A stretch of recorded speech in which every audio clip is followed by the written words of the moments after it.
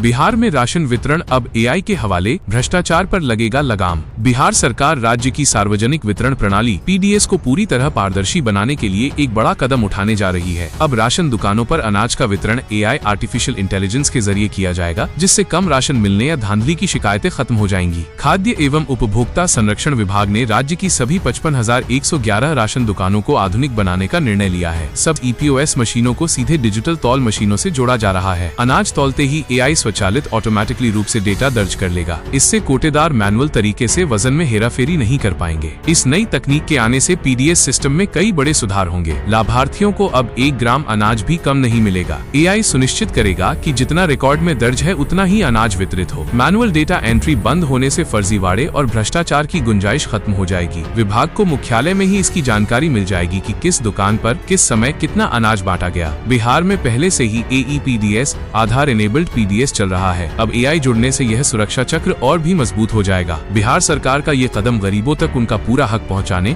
और सरकारी सिस्टम को स्मार्ट बनाने की दिशा में एक बड़ी उपलब्धि है।